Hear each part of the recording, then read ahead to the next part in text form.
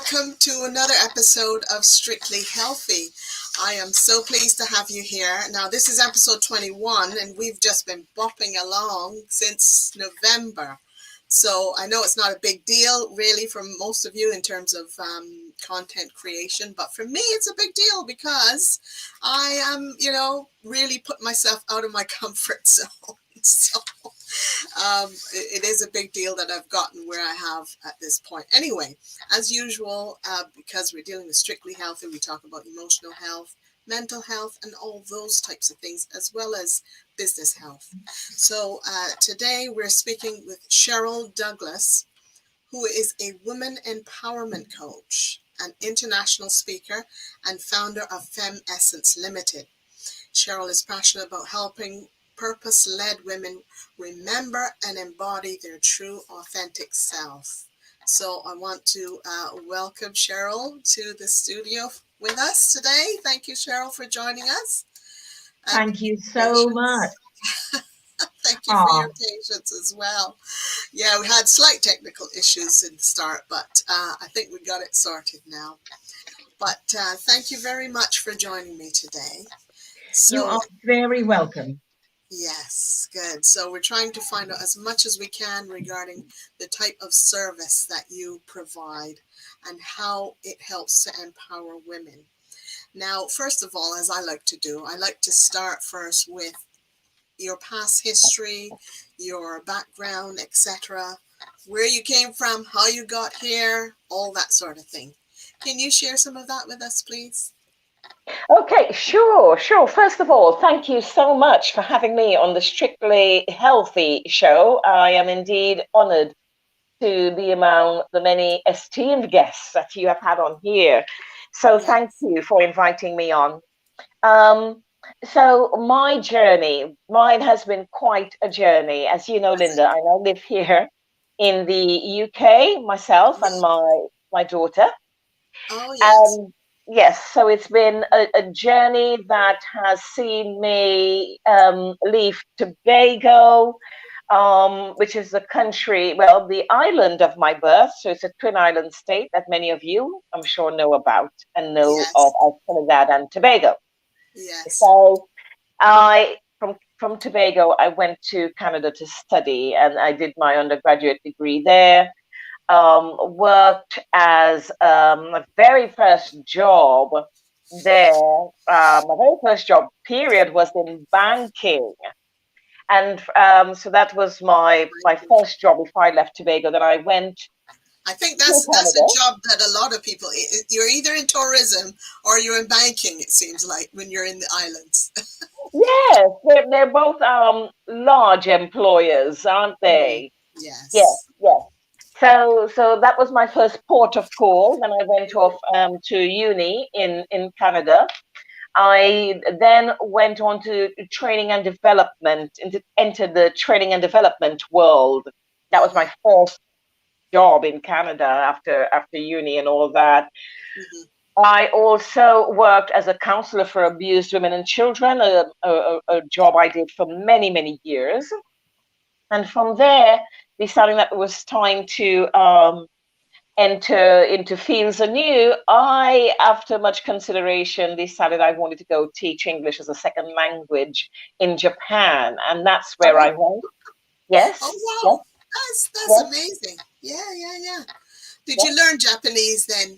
A smidgen. I learned enough to get by. I haven't used it in many years, so I cannot tell you how much of it is left. Okay. I must say it's a country, it's a space, it's a culture, it's a people. I absolutely loved my time in Japan. I loved it. Loved the culture, people, food. Just thoroughly loved it. Yes, they're very, very professional. I find, they seem to be very precise and professional. The Japanese. Yes, very much so. Very much so. But they're also much deeper than that. I think, you're there long enough and it goes so much deeper.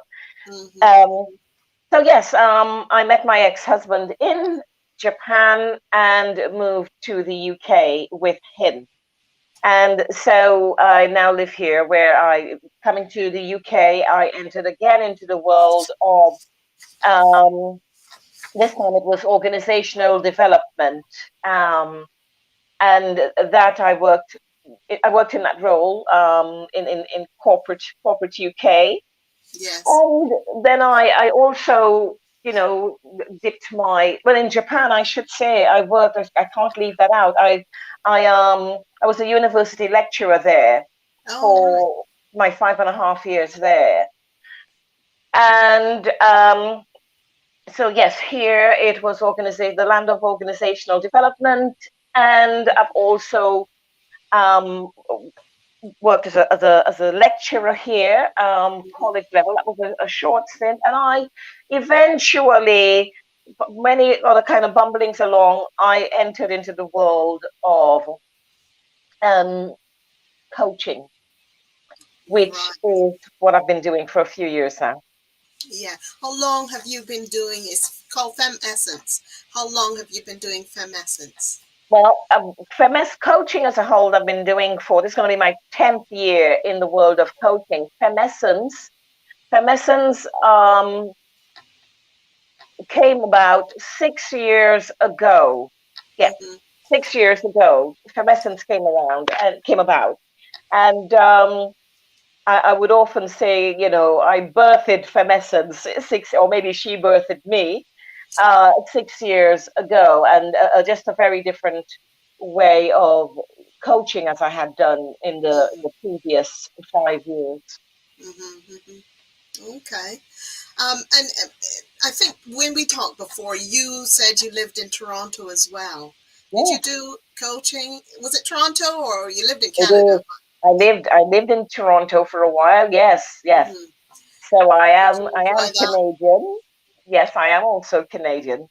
Oh, Um, in Toronto, no, I didn't. Never heard of the world of coaching at all. oh, okay. We're going back.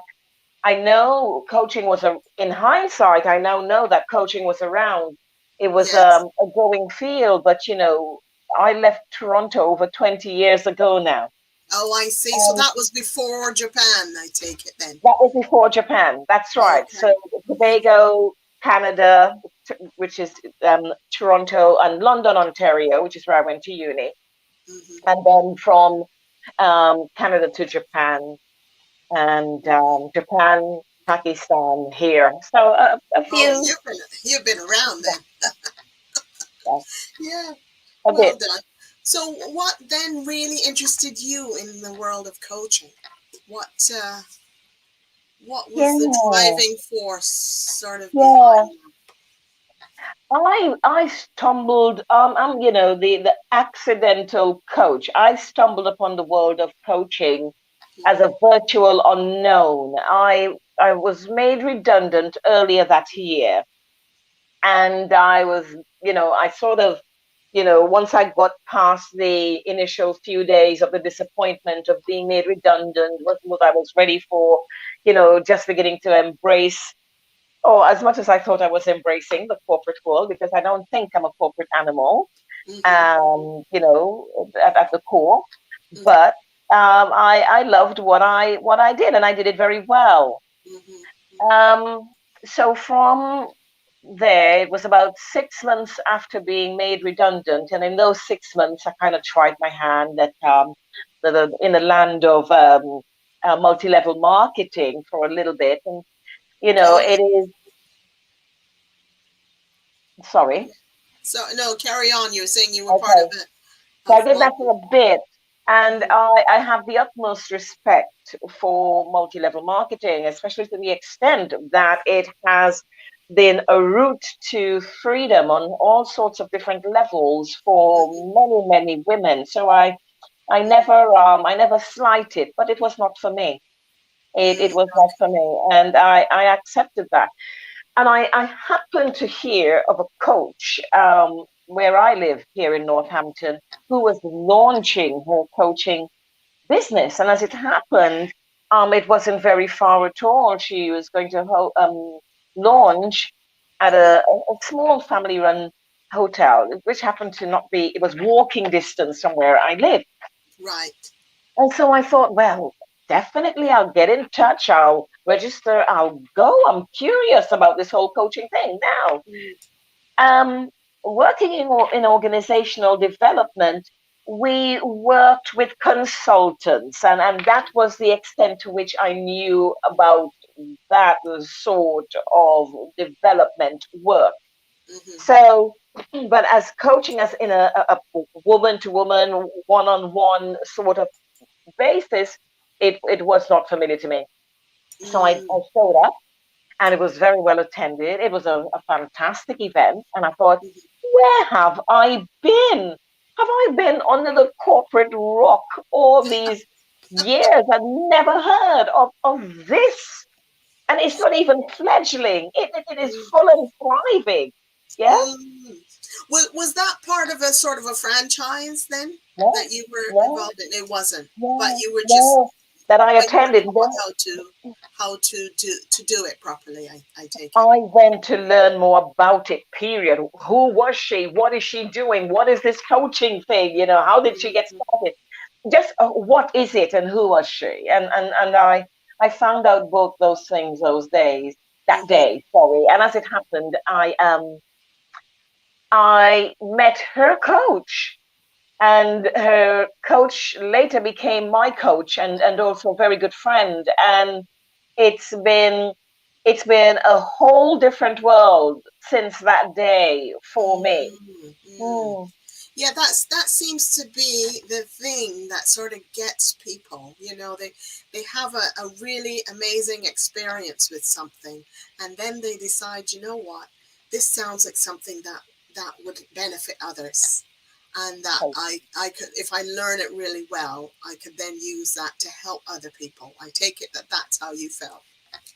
most definitely. And for me, it started with me, because even if my knowledge of coaching after that day was fairly rudimentary, I Hmm. knew intuitively that it had to start with me. I had to do Hmm. the work on me first, Yes. Yes. Yes. before I could be as effective as I wanted to be, because it wasn't my intention to enter this as a hobby. Hmm. It was my full on intention right from the start to enter this in a way that um, help people live meaningful lives, help people achieve the things that matter most to them. The Hmm. word empowerment hadn't worked its way into my vocabulary, but on an intuitive level, looking back, that's what it was about in those early days for me. Right. Okay. So now you mention empowerment. You call yourself a woman empowerment coach. Why in particular are you saying you are a woman empowerment coach rather than just an empowerment coach, as in helping men and women? Why Hmm. in particular women? Hmm. That is a fantastic question, and I get asked that question time and again, and I always, always welcome it. And the answer is simply this: that is what I feel called to do at this Okay. period in my time. I Hmm. think also I perhaps feel called to do that because of growing up, and I think this is the piece that probably stands out the most for me. Growing up, I found that the growing up in Tobago, in the Caribbean, when I did, the women who seemed to me, from my small child's mind, to really own their world, own their worth. That wasn't my vocabulary as a child, but to really be in charge of their lives, Hmm. to be, whether married or single, have a very strong sense of independence and purpose and joy in Hmm. their lives, were the Hmm. women who I would now later come to call empowered women. Now, no two women were alike.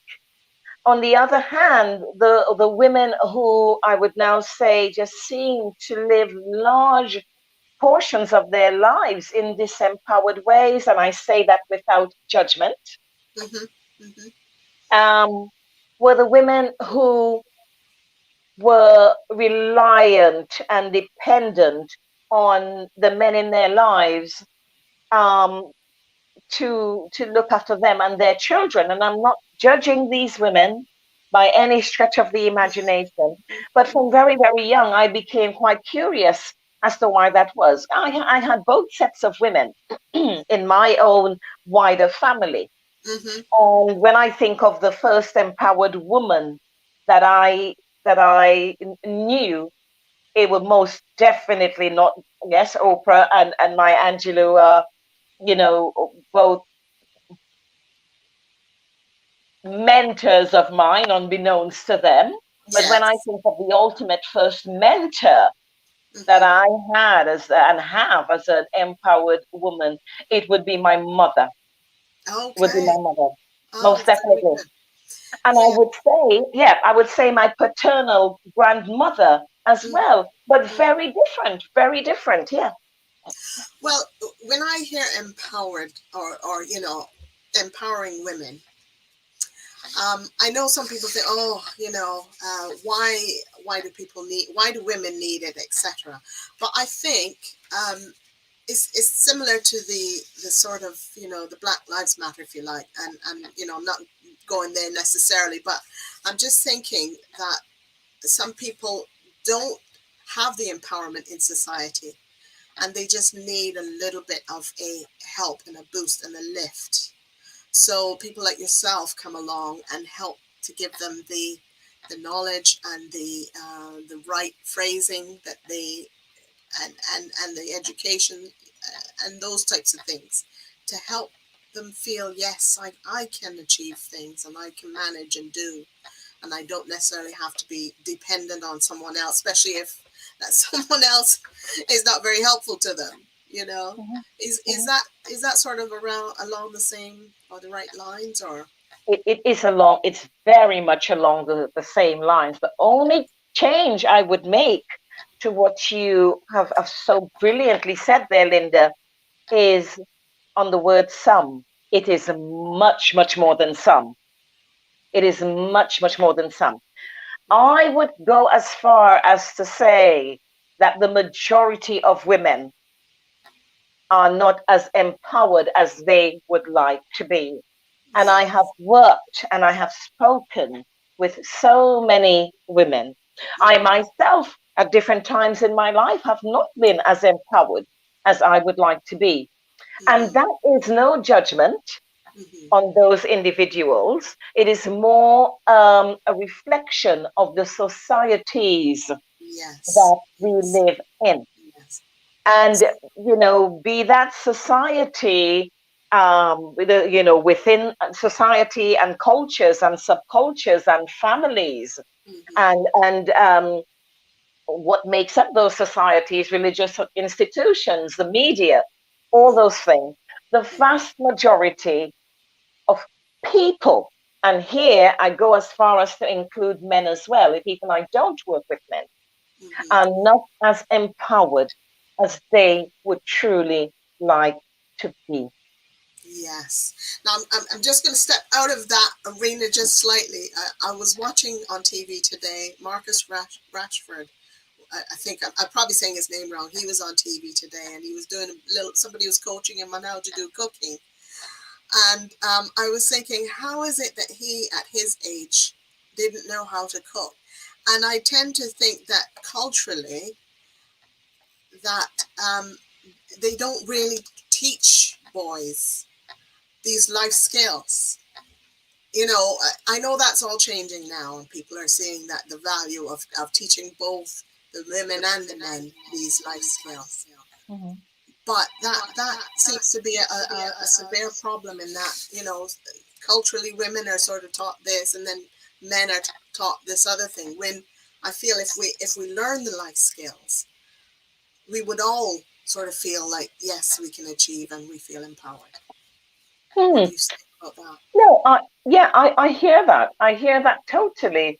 Um, yeah, it's a very interesting take on it. That it's a very interesting take on it.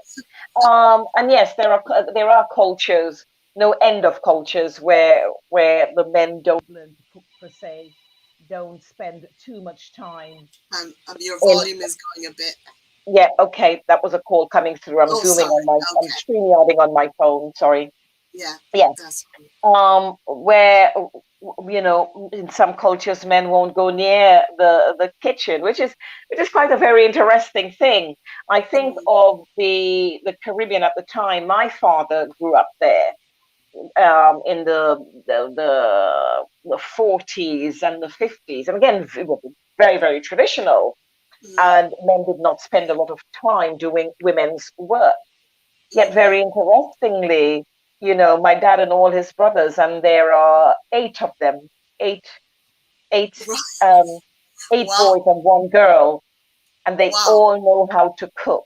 My grandmother Oh, made well sure of done. it, and Yes. they are fantastic cooks, if I dare say that. But beyond of that is the point that yes, um, there is that, but it also goes well beyond whether we can cook or wash, Oh, cook, yeah. start, and iron. I know, and Oh, as my sure. grandmother would Sure. say, you Yeah. know, Life um, skills.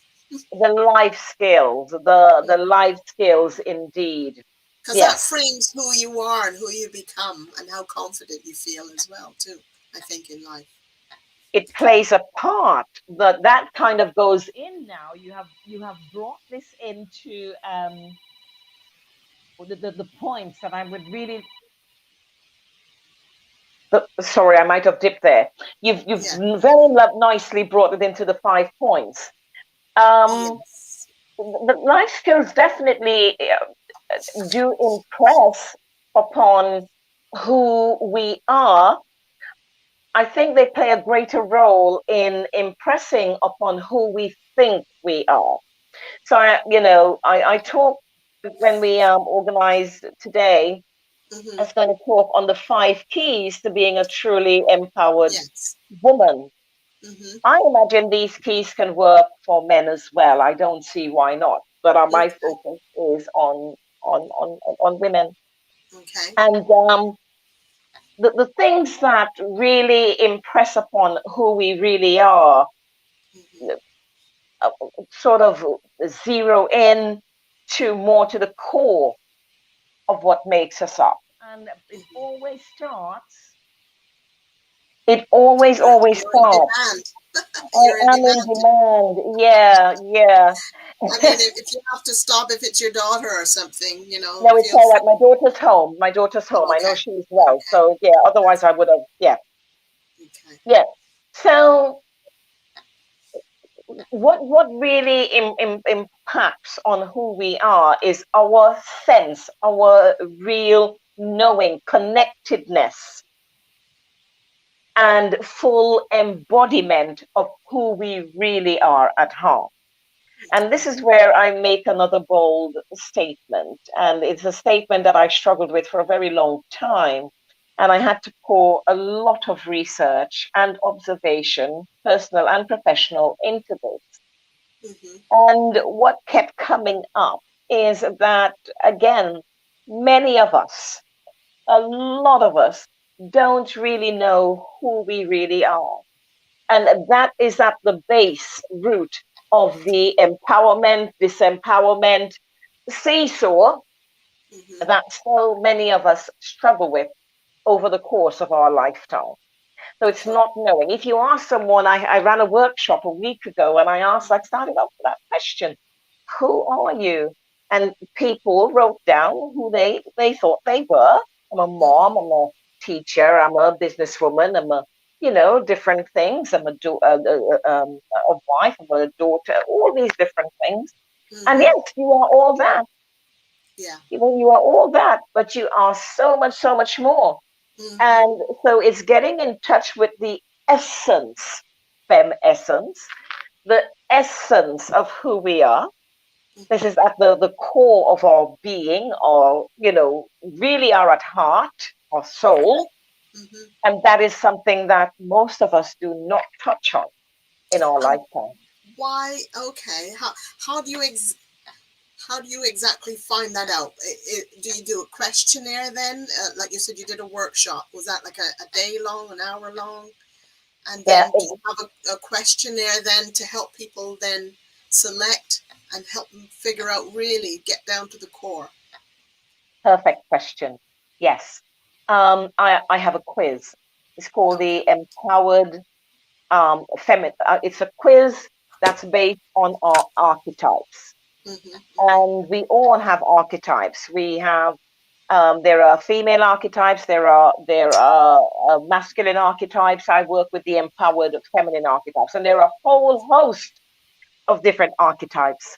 Archetypes have been around as long as there's been probably the first one or two people on earth. Right. Ancient civilizations, be they the Egyptians, be they the Nubians, be they the Greeks, the Romans, the Chinese, the Japanese, the Indians, Yeah. they have all known the Aborigines, the Native Indians, First Nations people of North America, all have known and have written about archetypes and have used them, traditionally used them extensively to help Mm-hmm. them navigate their way in this world. um, so nowadays we are more familiar with personality types, and they do have a place. Mm-hmm. And in the corporate world, they are used extensively. Yes, I I know. myself Yes. am, yes, I'm very familiar with them, be it Disco, Myers-Briggs, or any other. Briggs, I've heard of Briggs, and the Yeah, other one you just Myers-Briggs. mentioned. Yeah. Yeah, Myers-Briggs and Disc are a couple, but Yes. there are many, many more. Mm-hmm. And they do have a place. But personality types are very, very different from essence, from your archetypes, because your archetypes speaks to your essence, Okay. the core of who you are, who you came here as. Personality types speak to who you became Right. as a Okay. result of social conditioning. Mm-hmm. Mm-hmm. So you help them sort of look back and see who they were in the beginning. Is that the sort of thing? Totally. Yes, Okay. that's And it. That's and exactly. and based on their past and who their parents and whatever were. Is that, It doesn't go or into their that at culture? all. No, it doesn't go into what I do doesn't go into past life regression or any of that. They're past in so far as the impact of their parents or the society at large, the impact that those individuals and structures, systems may have had on them. That comes in the work we eventually do. Mm-hmm. But this work, the quiz that helps people to identify, let me go into it this way. Mm-hmm. The archetypes, the empowered archetypes that I work with 8. The work starts off with 8 empowered feminine archetypes. Okay. And this again is who we are at the essence of our souls. Now, we tend to be a predominant archetype. The quiz helps you to identify your top 3 archetypes. Okay. And it's the interaction between those 3. Your Mm-hmm. primary will always be your primary. That's who you're going to show up as most. But your secondary and tertiary archetypes, they do have an influencing factor on, they play out together. Mm-hmm. Um, It's and very. for no people will show up the same, even they Mm-hmm. have the same top 3 archetypes, because it Mm-hmm. plays out differently for them. Yeah. So Yeah. that's where we start. We start with that. Very, very interesting. Very, very interesting. I think it would be worth sort of going into that and exploring that a little bit more. No, I know we don't have tons of time on this show because it's only normally half an hour. But if I could just ask, then your other point was you've got to identify what you want. How and I take it you do the same type of quiz along in your Yeah. workshop, or Well, no? well, okay. So the one quiz is the starting quiz, which empowerment, which empowered feminine archetype or sets of empowered archetypes you are. And there are 8 with quite distinctive Mm-hmm. attributes. There's a little bit of lap over, but they are the mother, the mystic, the queen, the maiden, the warrior, the lover, the sage, and the rebel. And so once people get it, once these attributes come back, these are your strengths, these are your challenges, people recognize themselves. So at heart, we know who we are once we are given the opportunity to reconnect and recognize, which is recognize, that once Yes. we are given that opportunity to reconnect, remember, Mm-hmm. recognize, people see, my goodness, this is so me. They see it. I Mm-hmm. don't have to tell them once it's there. Mm-hmm. From that place of owning who you now remember yourself to be, you become clearer on what it is you really want. And most of us live lives doing things that we think we are supposed to be doing, Mm-hmm. because maybe a parent, we would make a parent proud, or this is what a parent wanted, or my life is difficult, this is what got me out, and it's Mm-hmm. better now, but I'm still there. Mm-hmm. So once you become clear on who you are, you start to become, again, it's a process, clearer, very clear on what you want. Yes. The third point being why you want it. Mm-hmm. People instinctively know that, once again, given the opportunity, Sure. and where they are. Mm-hmm. Because to know where you're going, you've got to know, it's a sat nav system. You've got to know, you've got to know where you are going. Mm-hmm. Mm-hmm. Yeah, how do you know that? Yeah. Okay, I'm going to play devil's advocate slightly, and I'm sure you can handle this question. Go for You're okay. You're saying that the archetype is different from the sort of the personality type, like the Briggs and all that. So how do they then match up once you've identified all of that, that you just mentioned, to it. We match up don't with? match. We They don't don't match. There is match. no match. No, we do not match. Once you realize who you truly are at heart, there is no need or desire to then pair up with who you have had to become, who you told yourself who you had to become. We do not work with personality types at all. So what if people can't change then who they have become? They say if they found out, okay, I am really a sage or a rebel, but now they're in a role where they're a mother. They have to be, they can't be rebellious at all. How how does that work then in terms of them Okay. then I think reaching who they really should be? Maybe I'm not mm, understanding it properly. that's okay. That's okay. And again, with the time constraint, it's hard to go. We're a bit constrained for time. Sure, sure. I have never ever, the connection that women make when they recognize their primary archetype and when Right. they see themselves right away in Mm, their primary archetype, and see, smitherings of themselves as well in the other two. But I have never ever ever met a woman who cannot change, because that is intrinsically who she is. So it's not, you're not changing.